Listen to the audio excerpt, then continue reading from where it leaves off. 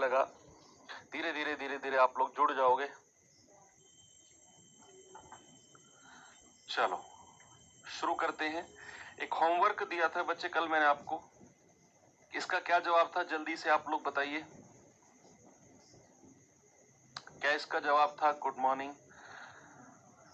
एक वस्तु को 800 रुपए में बेचने पर हुआ लाभ उस वस्तु को 275 रुपए में बेचने पर हुई हानि का 20 गुना है। 25% लाभ कमाने के लिए वस्तु को किस कीमत पर बेचा जाना चाहिए? बताइए। देखो यहां अगर मैं आपसे कहूं कि बीच में अगर क्रय मूल्य को रखते हैं, एक बार तो उसने 800 रुपए में बेचा है और जब 800 में बेचा है तो उसे हुआ है प्रॉफिट, और दूसरी बार उसने बेचा है 275 रुपए में और जब 275 में बेचा है तो उसे हुआ है लॉस। सवाल ने कहा कि जो उसे लाभ हुआ है ना वो हानि का 20 गुना है।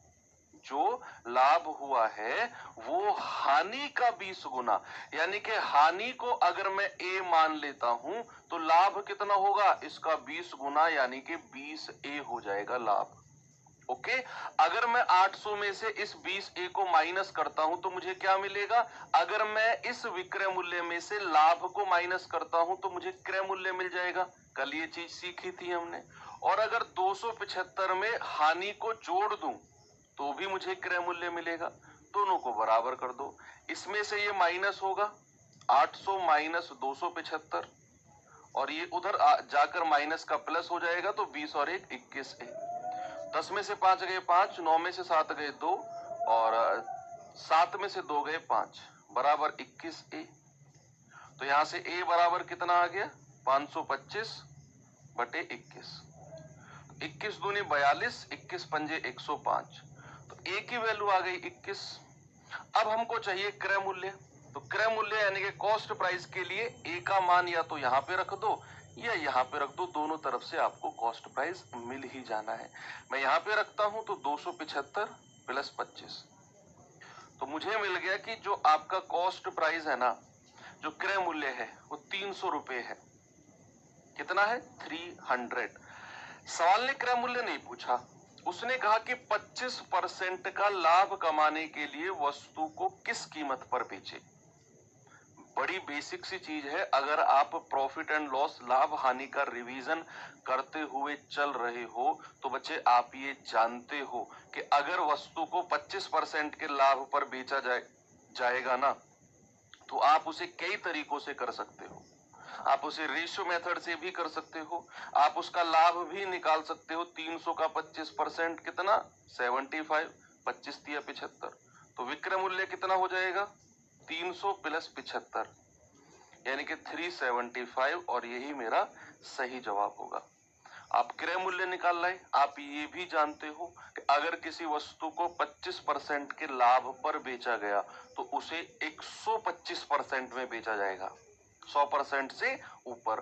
तो इस 300 का डायरेक्ट 125% निकाल दो तब भी आपका आंसर सही होगा। आप 25% को फ्रैक्शन भिन्न में बदलकर रेशियो मेथड से कर लो तब भी आपका आंसर सही होगा। तो कई सारे रास्ते हैं आपको इस सवाल को करने के लिए। तो ये था कल का होमवर्क आपका। चलते हैं आज अपने नए टाइप की तरफ, और नया टाइप एक आपके लिए आसान सा टाइप हो सकता है। तरीका हम थोड़ा सा आसान सीखेंगे। उससे पहले थोड़ा सा ना एक डिस्कशन कर लेते हैं, थोड़ा सा डिस्कशन इस टाइप के बारे में। सुनो भाई, आप गए मार्केट, बड़ा बेसिक प्रैक्टिकल तरीका आपको मैं सिखाऊंगा। आप गए मार्केट, आपने क्या किया? आपने 2 किलो सेब, आपने 2 किलो सेब जो है ना वो 200 रुपए के खरीदे।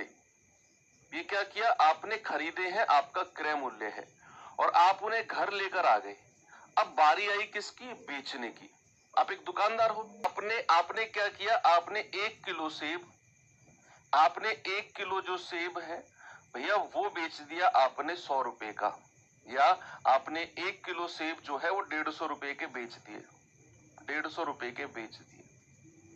आप जब खरीद कर लाए थे 2 किलो सेब 200 रुपए के, जब बारी आई बेचने की तो आपने 1 किलो सेब 150 में बेचे। अगर ये जो बोर्ड पर लिखा हुआ है इसी में ही मैं आपसे पूछने लगूं कि कितना आपको लाभ हुआ या फिर कितना आपको नुकसान हुआ, तो क्या आप ये कहोगे कि सर 200 रुपए में मैं खरीद कर लाया था, 150 में मैंने बेच दिया, मुझे तो 50 रुपए का लॉस हो गया? क्या ये बात सही है? यस और नो? मैंने रुपए देखे बस कि सर मैं 200 रुपए देकर आया था मार्केट में जब गया था और मुझे 150 रुपए मिले, सर ये तो 50 रुपए का नुकसान हो गया मुझे। क्या ये बात सही है? 200 रुपए दिए, 150 रुपए में आपने बेचे? नहीं सर, सर ये तो सरासर गलत है। क्यों गलत है? क्योंकि सर जब आप खरीद रहे थे ना तो आप 2 किलो सेब खरीद रहे थे और जब आपने बेचा तो आपने 1 किलो को ही बेचा।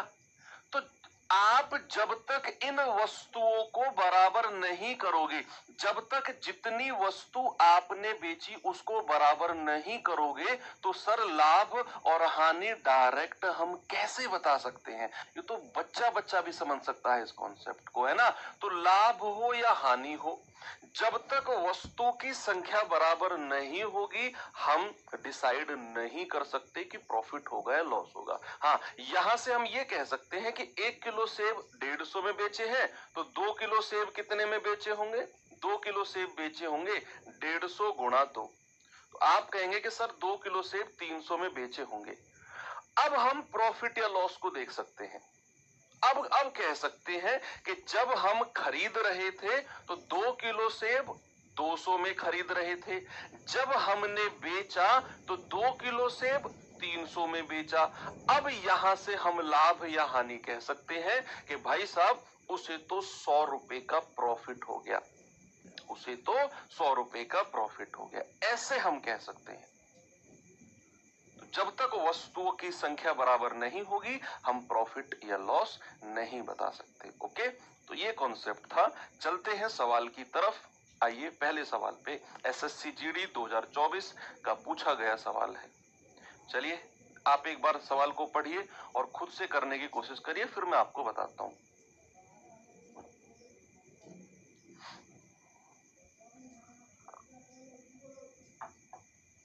देखो, एक व्यक्ति ने 1 रुपए में 14 कलम की दर से कुछ कलम खरीदी और उन्हें 1 रुपए में 12 कलम की दर से बेच दिया, तो बताओ उसे कितना प्रॉफिट परसेंट हुआ, लाभ परसेंट? देखो सवाल कह रहा है कि कोई व्यक्ति है, मार्केट गया, 14 कलम कितने की खरीद कर लाया? 1 रुपए की।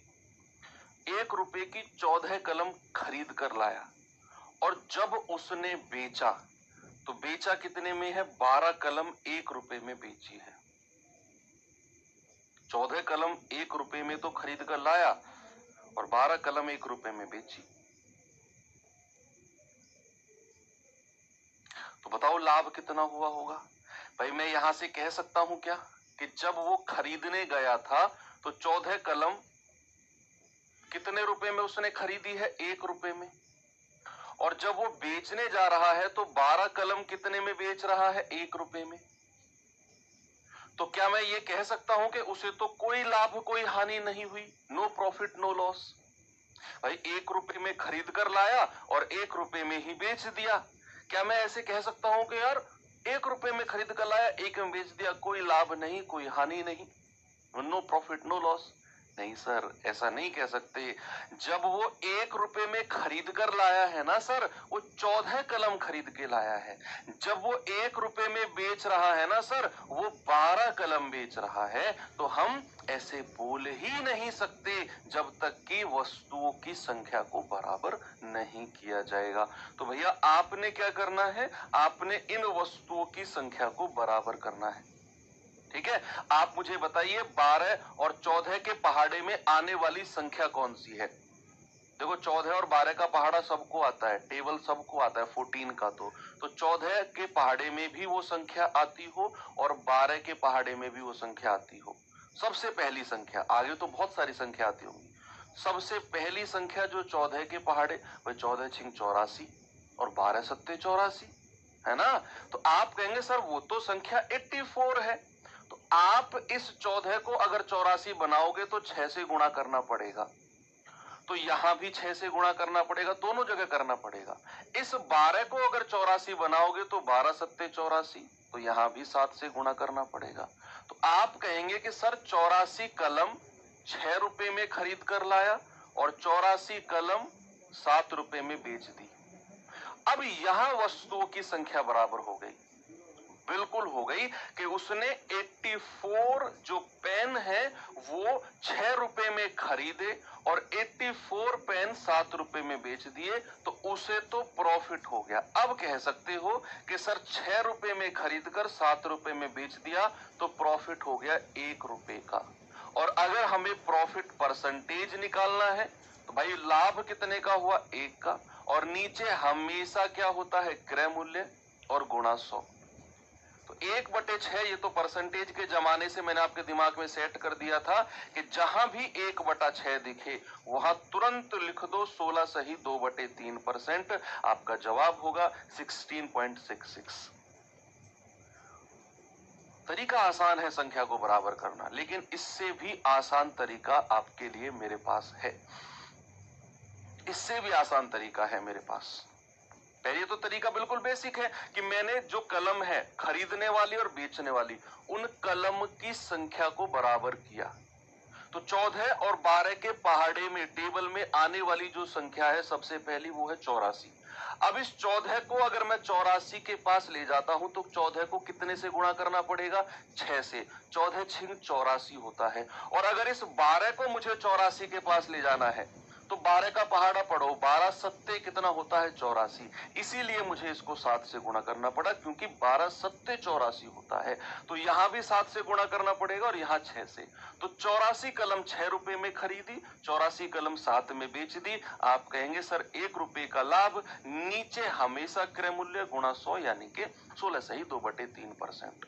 एक और तरीका मैं आपको बताता हूं इसका, चलो, और बहुत आसान तरीका वो होने वाला है, लेकिन ये बेसिक तरीका बच्चे आपको आना चाहिए, जो अभी मैंने बताया ये आना चाहिए आपको। मैं यहां से रफ कर रहा हूं सब। दूसरा तरीका देखिए, सवाल करा एक व्यक्ति ने 1 रुपए में 14 कलम की दर से कुछ कलम खरीदी और 1 रुपए में 12 की दर से उन्हें बेच दिया। तो आपने क्या करना है, एक तरफ लिखनी है वस्तु, एक तरफ क्या लिखनी है, वस्तु, और बच्चा एक तरफ लिखना है मूल्य। एक तरफ लिखना है वस्तु, एक तरफ लिखना है आइटम, और एक तरफ लिखना है प्राइस। अब आप मुझे बताओ, जब वो खरीदने गया था तो उसने कितनी वस्तु खरीदी थी। जब वो खरीदने गया था तो उसने खरीदी थी सर 14 कलम, तो 14 लिख दो यहां। और कितने रुपए में खरीदी थी सर, 1 रुपए में, तो 1 रुपया लिख दो यहां। जब वो बेचने जा रहा है तो कितनी वस्तु बेच रहा है सर, 12 कलम, तो 12 लिख दो यहां। और कितने रुपए में, 1 रुपए में, तो 1 लिख दो यहां। अब देखते रहना, बहुत आसान तरीका है, बहुत ही ज्यादा। एक तरफ वस्तु, एक तरफ मूल्य। अब आपने क्रॉस मल्टीप्लाई करना है। क्या करना है बच्चे, क्रॉस मल्टीप्लाई। इधर से नीचे की संख्या को क्रॉस मल्टीप्लाई करो, यहां नीचे की संख्या को, तो ये हो जाएगा 12 एकम 12, और जो बच गई है उन्हें यहां मल्टीप्लाई करो। आप कहेंगे 14 एकम 14। ये हो गया सवाल आपका कि 12 रुपए की चीज को 14 रुपए में बेचा गया। हो गया सवाल, कुछ भी नहीं है। मैंने कहा क्रॉस मल्टीप्लाई करो, नीचे की संख्या को ऊपर से, 12 एकम 12, और इस संख्या को इससे, 14 एकम 14। तो 12 रुपए की चीज को 14 में बेचा गया, लाभ हो गया 2 रुपए का, भाई 12 से 14। और अगर लाभ परसेंट निकालना है तो 2/12 और गुणा 100, 2 एकम 2, 2 छिक्के 12, ये हो जाएगा 16 सही 2/3%। वही जो आपने पिछले सवाल में ये किया है, एलसीएम लेकर या फिर बराबर करके। तो यहां थोड़ा सा ज्यादा मेहनत आपको करना पड़ा, और मुझे लगता है कि यहां कुछ भी नहीं करना है, आपको सीधा क्रॉस में मल्टीप्लाई करना है। एक और सवाल दूं ऐसा, चलो एक और सवाल देता हूं, खुद से ट्राई करना बच्चे। 2024 का ही आया हुआ सवाल है ये भी। पीछे वाला क्वेश्चन भी 2024 एसएससी जीडी का था, और ये भी। जल्दी से आंसर बताओ मुझे।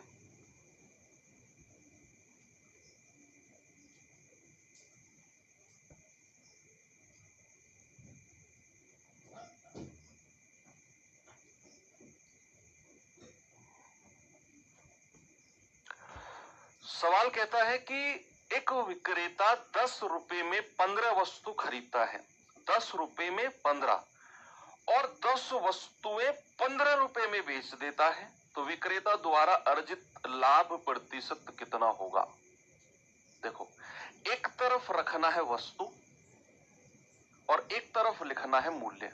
ठीक है भैया, वस्तु खरीदते टाइम कितनी थी? आप कहेंगे सर पहली लाइन में साफ साफ लिखा हुआ है 10 रुपए में 15 वस्तु खरीदता है, तो वस्तु है 15 और कितने रुपए में? 10 रुपए में। फिर उसने कहा कि 10 वस्तुएं, बेचते टाइम क्या कह रहा है? 10 वस्तुएं 15 रुपए में बेचता है, तो बेचते टाइम क्या है? 10 वस्तुएं, तो 10 यहां पे लिखो और कितने रुपए में? 15 रुपए में, तो 15 यहां लिख दो, बस क्रॉस मल्टीप्लाई करना है। आप कहेंगे कि सर इधर नीचे वाली संख्या को ऊपर की संख्या से गुणा कर दो, तो 10 धाम 100, इधर बची हुई संख्या को यहां गुणा कर दो, 15 15 में कितना होता है? 225, यानी कि 125 का।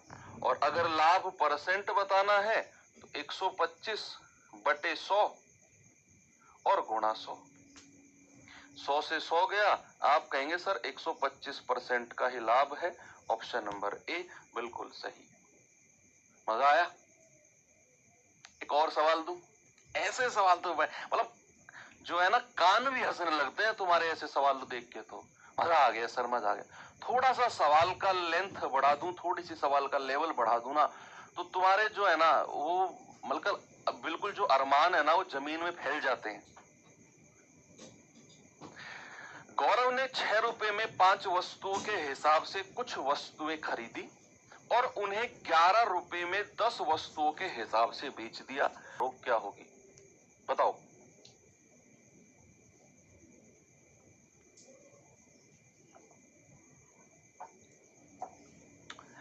सवाल कह रहे गौरव ने, एक तरफ लिखना है वस्तु और एक तरफ लिखना है मूल्य।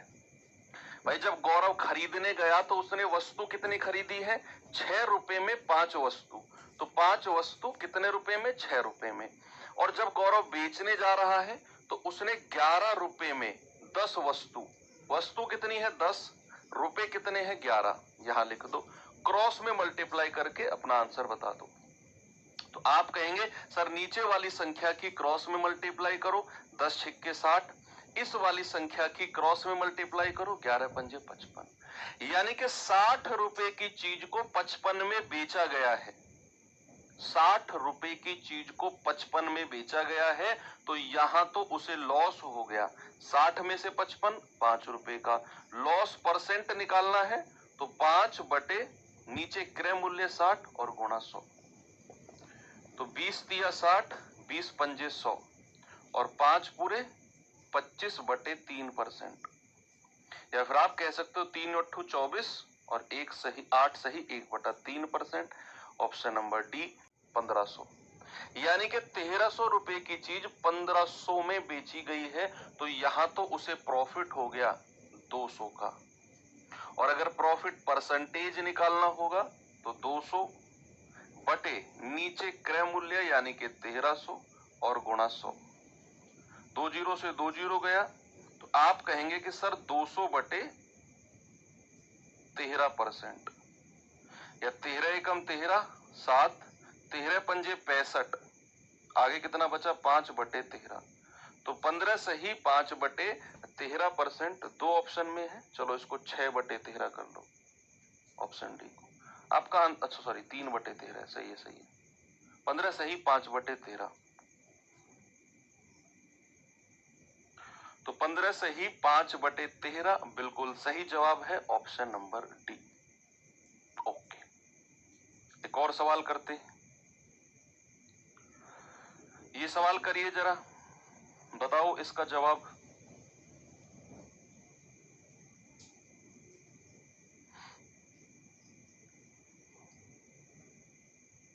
ऐसे सवाल एग्जाम में बनते हैं भाई, इसीलिए मैंने नंबर ऑफ क्वेश्चंस ज्यादा लिए। 52 संतरे खरीदे जाते हैं और 41.4 प्रति दर्जन की दर से बेचे जाते हैं।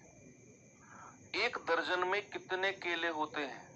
सर 12 केले, तो एक दर्जन में 12 वस्तुएं, सीधा सीधा याद रखो।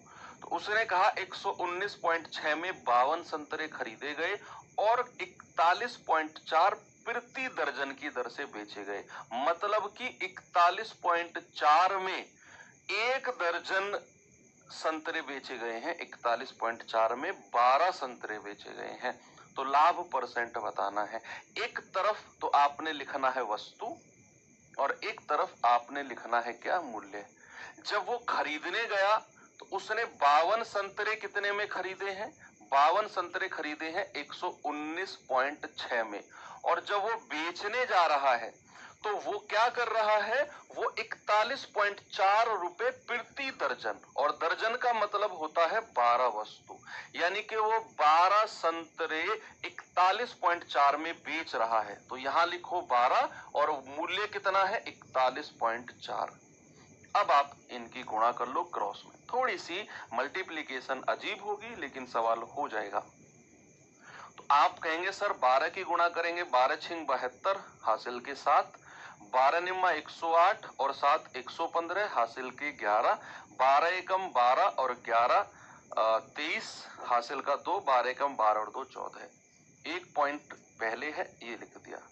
ऐसे ही इस 52 की मल्टीप्लाई करो। 52 चौके कितना होता है 208, भाई 5 चौके 20, 2 चौके 8 हासिल का 20। 52 एकम 52 और 20 कितना होता है 72, 72 का 2 हासिल का 7 और 52 चौके 208, 208 और 7 215। एक संख्या पहले पॉइंट है ये लगा दिया। अब आप देख लो कि 1435.2 की कोई चीज खरीदी गई और 2152.8 की बेच दी गई, 2152.8 की बेच दी गई। तो उसे प्रॉफिट कितने का हुआ है, उसे लाभ कितने का हुआ है। यहां आप कहेंगे कि सर लाभ के लिए ना इसमें से ये माइनस कर दो। तो 8 में से 2 गया 6, 12 में से 5 गए 7, 4 में से 3 गया 1, 21 में से 14 गए 7। तो लाभ हो गया 717.6 का, लाभ हो गया 717.6 का। तो लाभ परसेंट अगर मुझे चाहिए तो वो हो जाएगा 717.6 और क्रय मूल्य कितना है 1435.2 और गुणा 100। बच्चे एक चीज आप देखो, सुनो एक चीज देखो, ये पॉइंट से पॉइंट उड़ गया और यहां जो ऊपर वाली संख्या है ना 7176 और नीचे जो संख्या है 14352, ये पूरा इसको 2 बार काटती है। भाई 7 दूनी 14, 6 दूनी 12, पूरा 2 बार इसने काट दिया, पूरा 2 बार। 7 दूनी 14, 6 दूनी 12, तो यहां 2 से कटेगा 50 बार। तो आपका जो लाभ परसेंट है कितना आ गया 50%। ऐसे डेसिमल वाले क्वेश्चंस भी अक्सर एग्जाम में आ जाते हैं। थोड़े दशमलव वाले आपको थोड़ा सा वो परेशान करेंगे लेकिन वो सीधा सीधा कटेंगे। 7176 को आप 2 से गुणा करोगे तो आपको 14352 ही मिलेगा। तो ये पूरा 2 बार कटा। मैंने सर आपको कैसे पता चला 2 बार कटेगा, कि बच्चे मैंने ये चीज देखी 7 दूनी 14 2 बार है और यूनिट डिजिट को देखा 6 दूनी 12, ये भी 2 बार है। तो भाई साहब ये पूरा 2 बार कट जाएगा और 2 से फिर 100 कटेगा 50 बार, यानी कि हमारा जो आंसर है वो 50% है।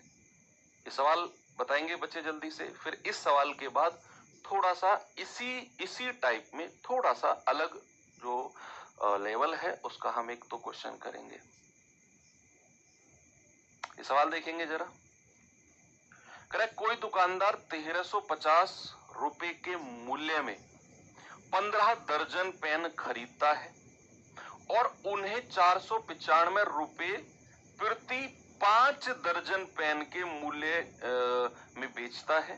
तो उसका प्रतिशत लाभ या प्रतिशत हानि क्या होगा, बताओ जल्दी से।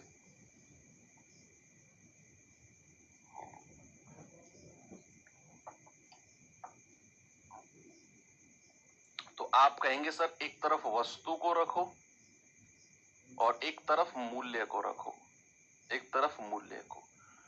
तो उसने कहा 1350 रुपए में 15 दर्जन पेन। अब दर्जन को आपने संख्या में बदलने की कोई जरूरत नहीं है, क्योंकि उसने बोल दिया कि 1350 में 15 दर्जन खरीदे हैं और 495 में 5 दर्जन बेचे हैं। तो बात दर्जनों में ही हो रही है, तो आपको यहाँ 12 से गुणा करने की कोई जरूरत नहीं है। ठीक है, तो यहाँ जब वो खरीदने गया तो उसने वस्तु कितनी खरीदी है? 15 दर्जन पेन, और कितने में? 1350 में। जब वो बेचने जाता है तो कितनी वस्तु बेचता है? 5 दर्जन, और कितने रुपए में बेचता है? 495 में। तो यहां आप क्रॉस मल्टीप्लाई करके अपना आंसर बता दो। मुझे नहीं लगता कि कोई भी ऐसा स्टूडेंट है जो क्लास के शुरू से जुड़ा हुआ हो और ये सवाल ना कर पाए, क्योंकि 5 से छठा क्वेश्चन है जो मैं करा रहा हूं आपको सेम। इस 5 की गुणा इसमें करेंगे, 5 0 0, 5 पूरे 25, 5 तिया 15, 2 17, 5 एकम 5 और 1 6, और इस 15 की गुणा इसमें कर दो। 15 5 75, 15 निम्मा 135 और 7 142, 15 चौके 60, 60 और 14 74। अब आप देखो कि कोई वस्तु 6750 में खरीदकर 7425 में बेच दी गई, तो यहां तो उसे लाभ हुआ है या हानि? सर प्रॉफिट होगा भाई। 6750 में खरीदी जाती है और 7425 यानी कि 6750 से ज्यादा में बेची जा रही है, तो हानि वाले तो ऑप्शन हटाई दो कि हानि होने का तो कोई चांस ही नहीं है। उसे होगा तो प्रॉफिट, या तो सी या फिर डी। कितना प्रॉफिट होगा? 5 में से 0 गए 5, 12 में से 5 गए 75 का लाभ।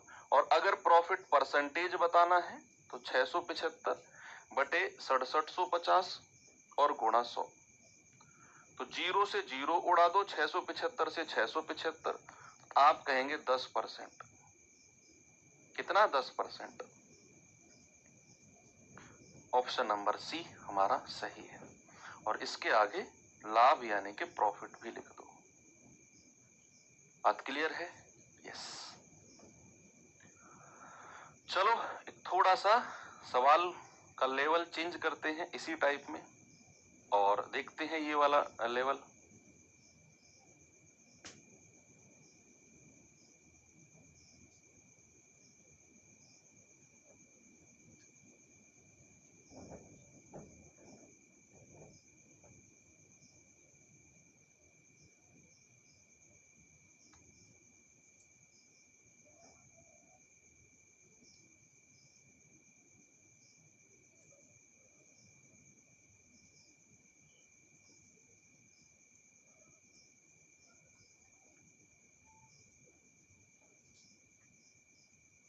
पढ़ो आराम से। सवाल करें 140 रुपए में 15 की दर से कुछ फल खरीदे गए, और उतने ही फल, जितने फल यहां खरीदे हैं ना 140 रुपए में 15 की दर से। दर से मतलब होता है कि हर 15 फल के लिए, एवरी 15 फ्रूट्स, उसने 140 रुपए दिए हैं। खरीदे तो कितने होंगे हमें नहीं पता, लेकिन वो हर 15 फल के लिए 140 रुपए देता है। ये पहली लाइन का मतलब है कि 140 रुपए में 15 की दर से, दर का मतलब वही होता है, पता नहीं वो इस रेट से कितने फल खरीदे। भाई मैंने आपसे बोला ना कि आप मार्केट जाओ और आप ना एक काम करो, 20 किलो चीनी लेकर आओ, तो आप 40 रुपए प्रति किलो की दर से 20 किलो चीनी लाए। 40 रुपए प्रति किलो की दर से मतलब आपने 1 किलो चीनी के लिए 40 रुपए दिए और आपने लिया 20 किलो चीनी, इस प्रकार। तो ऐसे वो ये कहना चाह रहा है कि 140 रुपए में 15 की दर से कुछ फल उसने खरीदे, और जितने फल उसने यहाँ पे खरीदे हैं ना, उतने ही फल उसने 120 रुपए में 10 रुपए की दर से, 120 रुपए में 10 फल की दर से खरीदे। सभी फलों को 132 रुपए प्रति दर्जन की दर से बेच दिया। तो बताओ पूरे लेन देन में लाभ का कितना परसेंट होगा? अब इस सवाल में ना, पिछले जो हमने 4 5 6 सवाल किए, वहां वो एक ही वस्तु को खरीद रहा था और उसे ही बेच रहा था, एक ही प्रकार की, सीधा क्रॉस मल्टीप्लाई कर रहे थे हम। लेकिन यहां तो सवाल में जज्बात बदल गए। यहां वो कह रहा है कि 140 में 15 की दर से खरीदो और उतने ही फल 120 में 10 की दर से खरीदो, और फिर सभी को आपस में मिला दो, और सभी को आपस में मिलाने के बाद सभी फलों को 132 रुपए प्रति दर्जन की दर से बेच दो। ऐसा वो कह रहा है। इस तरह के सवालों को करेंगे तो वैसे ही जैसे हम करते आए हैं, लेकिन इसमें थोड़ा सा एक मॉडिफिकेशन होगा। क्या होगा? पेन को साइड में रख के सामने देखो, जस्ट बोर्ड पे। तो यहां मैं एक तरफ क्या लिखूंगा? वस्तु, और एक तरफ क्या लिखेंगे? मूल्य। है भाई, एक तरफ वस्तु, एक तरफ मूल्य। यहां लिखेंगे क्रय मूल्य यानी कि कॉस्ट प्राइस। वस्तु कितनी है? आप कहेंगे सर वस्तु है 15, मैंने यहां पे लिख दी। कितने में उसने खरीदी है? 140 में। इतनी ही वस्तु, देखो इस वर्ड पे ध्यान रखना बच्चे, ये वर्ड ये बड़ा इंपॉर्टेंट है। उतने ही फल उसने किस दर से खरीदे हैं? 10 रुपए में, सॉरी 10 फल 120 रुपए में। अभी बात क्रय मूल्य की हो रही है, यहीं पर क्रॉस मल्टीप्लाई मत लगा देना ना, ये दोनों क्रय मूल्य ही है। अभी वो खरीद रहा है, अभी मार्केट से निकल के घर नहीं पहुंचा आपने, अभी मार्केट से निकलकर घर नहीं पहुंचा, अभी तो क्रय मूल्य दो अलग अलग जगह से उसने फलों को उठाया है। अब हमें क्या करना है? सामने देखिए, उसने लाइन में लिखा हुआ है उतने ही फल, यानी कि दोनों केस में फलों की संख्या बराबर है। भाई साहब यहां भी फलों की संख्या और यहां भी फलों की संख्या बच्चे जो है वो बराबर है। तो क्या है? बराबर। तो हमें 15 और 10 को बराबर करना होगा। आप मुझे बताओ 15 के पहाड़े में भी आने वाली संख्या और 10 के पहाड़े में भी आने वाली संख्या, 15 और 10 का पहाड़ा सभी को आता है। तो सबसे पहली संख्या, सबसे पहली जो 15 के पहाड़े में भी आती हो और 10 के पहाड़े में भी। सर 15 एकम 15, 15 दूनी 30 और 10 तिया 30 आ गई ना भाई। सबसे छोटी संख्या जो 15 के पहाड़े में भी आती हो और 10 के पहाड़े में भी आती हो। मुझे क्या करना है? मुझे वस्तु की संख्या को बराबर करना है, क्योंकि सवाल ने बोला है उतने ही फल, उतने ही फल। अब अगर इस 15 को मुझे 30 बनाना है तो 2 से गुणा करना होगा और यहां भी 2 से करना होगा। अगर इस 10 को मुझे 30 बनाना है तो 10 तिया 30, 3 की गुणा यहां भी और यहां भी। आप देखेंगे कि 14 दूनी 28, 280, 12 तिया 36, 360। यहां गुणा करेंगे 15 दूनी 30 और यहां गुणा करेंगे 10 तिया 30। अब आप देखो, क्या वस्तुओं की संख्या बराबर हो गई? क्या वस्तुओं की संख्या बराबर हो गई? आप कहेंगे बिल्कुल सर। अब इनको जोड़ लो तो टोटल क्रय मूल्य आपके पास आ जाएगा 30 और 30, 60 फल। कितने में खरीदे उसने? 0, 8 और 6 14, 3 2 5 और 1 6। बस यहां तक आपको पहुंचना है और फिर नीचे लिखना है क्रय मूल्य।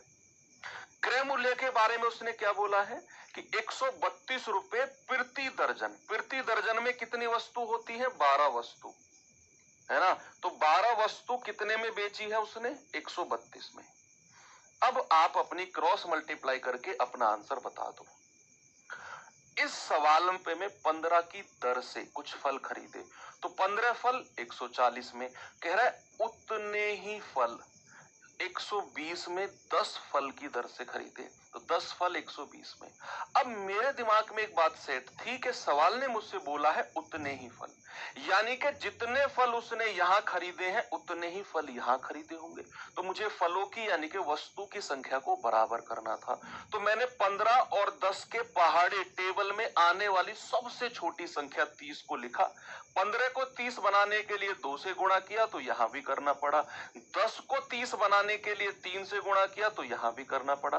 तो 15 दूनी 30 और 280, 10 तिया 30 और 360, यानी कि 30 और 30 60 फल उसने 640 में खरीदे।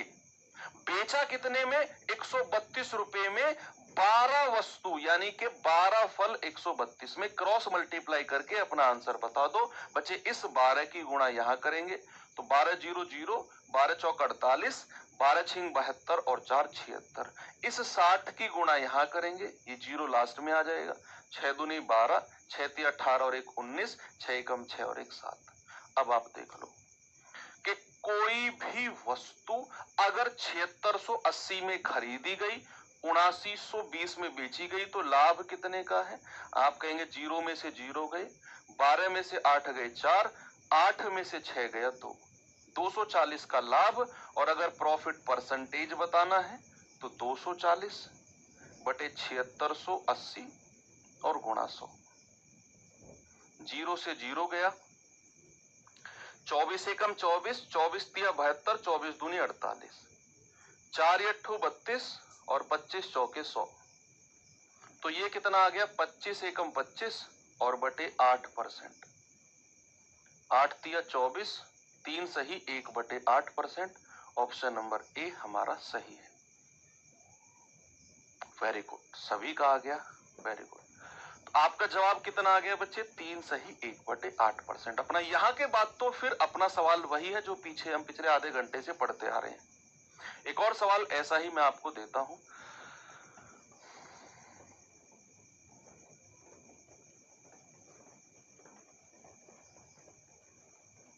और उतने ही संतरे।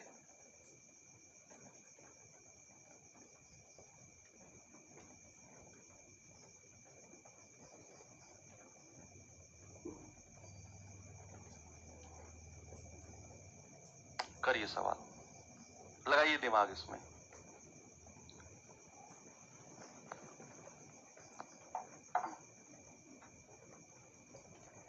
देखो, उसने कहा एक आदमी ने कुछ संतरे 1 रुपए में 3 की दर से और उतने ही संतरे 1 रुपए में 2 फल की दर से खरीदे। उसने 20% का लाभ प्राप्त करने के लिए संतरों को प्रति दर्जन किस कीमत पर बेचना होगा? ये बताओ। सवाल मतलब है वैसा ही, लेकिन इसको करने का थोड़ा सा तरीका चेंज होगा। हमें क्रय मूल्य निकालना है और फिर विक्रय मूल्य के लिए 20% के लाभ पर बेच देना है। हो जाएगा, कैसे जरा देखेंगे। देखो, एक तरफ लिखना है वस्तु और एक तरफ लिखना है मूल्य। ओके,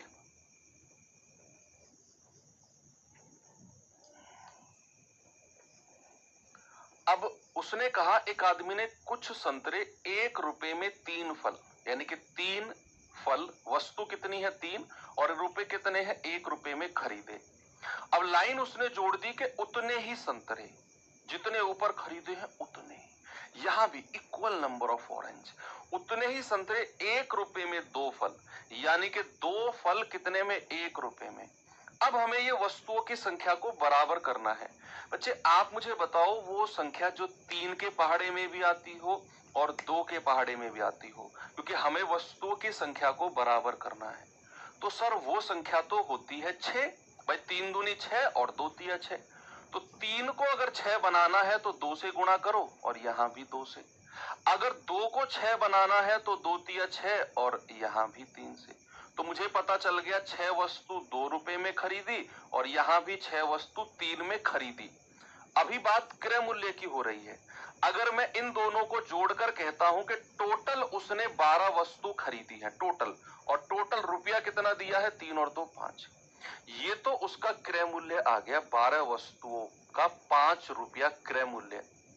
यानी कि यहां मैं कह सकता हूं बच्चे 12 वस्तु का मतलब कितना है 1 दर्जन, और उसने 5 रुपए में खरीदी है 12 वस्तु। 12 वस्तु 5 रुपए में।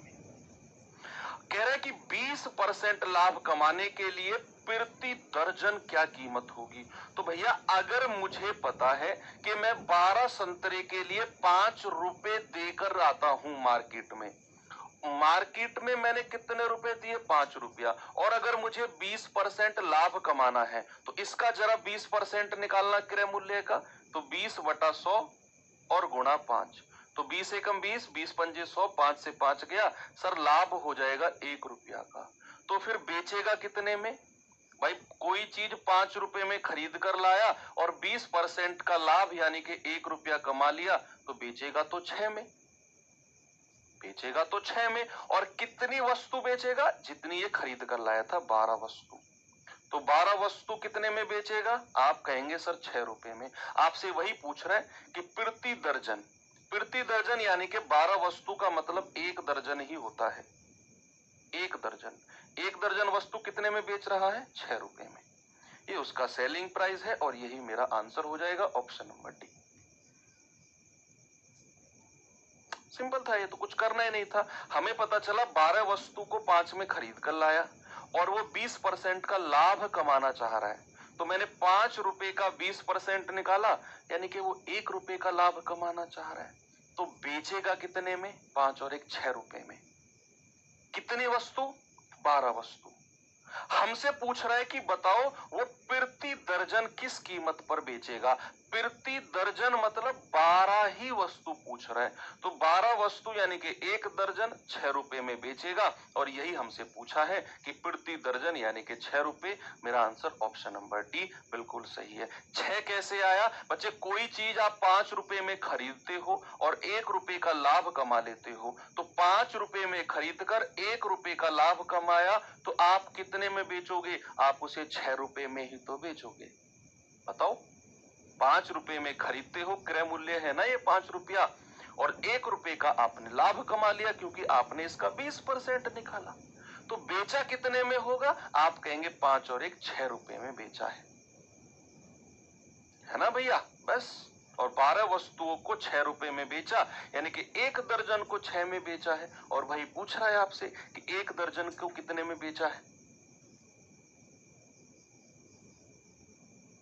चलो, इस तरह की चीजें अब होती हैं खत्म। अब मैं आपको लेकर चलता हूं थोड़ा सा अगले टाइप की तरफ, टाइप नंबर 8। और टाइप नंबर 8 को पहले तो मैं कराऊंगा आपको बिल्कुल बेसिक तरीके से। ये क्वेश्चन है बिल्कुल बेसिक तरीके से करेंगे हम, और फिर मैं आपको इसे ट्रिक से कराऊंगा। पहले तो बिल्कुल बेसिक तरीके से, और फिर इसकी एक ट्रिक बता दूंगा, उसे दिमाग में सेट कर लेना। इस तरह का सवाल बने, चिपका देना और सवाल हो जाएगा। आपने क्या करना है, कम से भी कम 3 बार ये सवाल पढ़ना है बिना पेन उठाए। पेन साइड में रख दो, 3 बार इसको रीड करना है, बहुत आराम आराम से। मैं टाइम दे रहा हूं आपको, मैंने टाइम दिया आपको 30 सेकंड का टाइम दिया। आप इसको 2 या 3 बार तो कम से कम पढ़ दो, ठीक है? आपका टाइम शुरू होता है अब।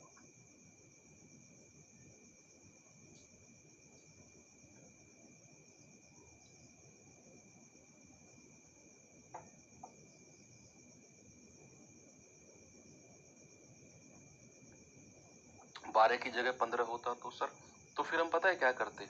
हम करते 15 रुपए का क्रय, 15 रुपए को, सॉरी 15 संतरे को 6 रुपए में बेचा।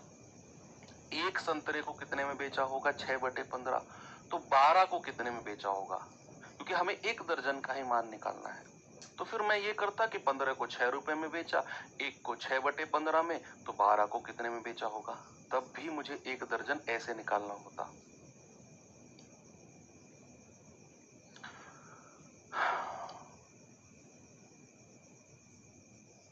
बस पढ़ना है सवाल को, क्योंकि मैं चाहता हूं कि ये सवाल आपके दिमाग में छप जाए, क्योंकि मुझे इसका एक बहुत अच्छी ट्रिक आपको बतानी है। पहले तो जस्ट बेसिक से करेंगे। सवाल कह रहा है 140 रुपए में 80 बॉल पेन बेचने पर एक दुकानदार को 30% की हानि होती है। तो कह रहा है 30% का लाभ कमाने के लिए 104 रुपए में कितने बॉल पेन बेचेगा?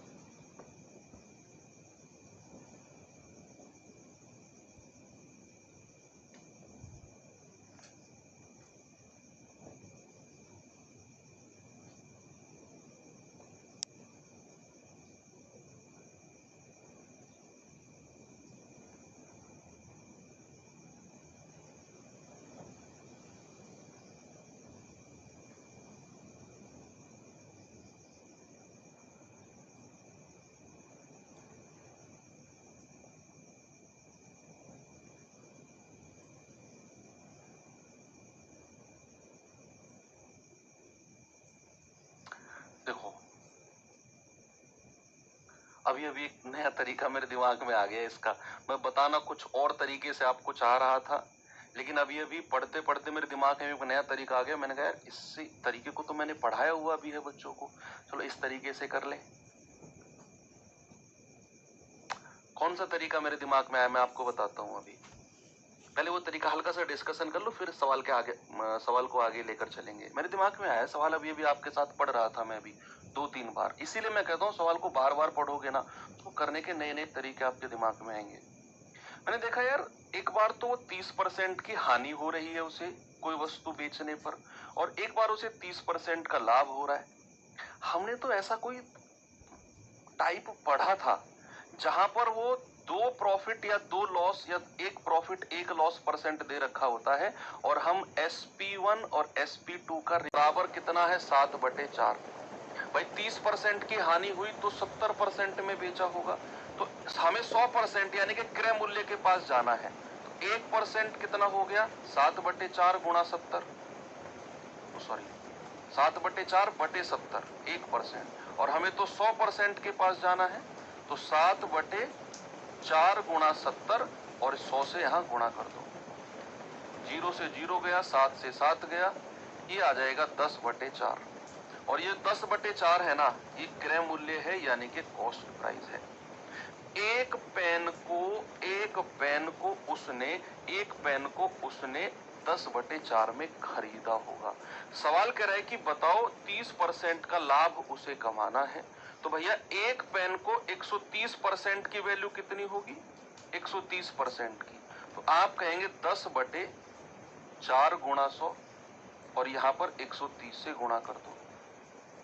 भैया 100% की वैल्यू कितनी है 10/4, हमें 130% की वैल्यू चाहिए क्योंकि वो 30% के लाभ पर बेच रहा है। तो या तो आप इसका 30% निकालो, 130% ही निकाल दो सीधा, ये उसका क्या हो जाएगा, ये उसका सेलिंग प्राइस हो जाएगा। एक पेन का सेलिंग प्राइस इतना, उसने तो 104 रुपए में बेचना है। 104 रुपए में कितने पेन, पहले तो एक पेन का मूल्य निकालते हैं हम, ये कितना आएगा 0 से 0 गया, 0 से 0 गया, आप कहेंगे 13/4, 13/4 रुपए में एक पेन बेचेगा, 13/4 रुपए में।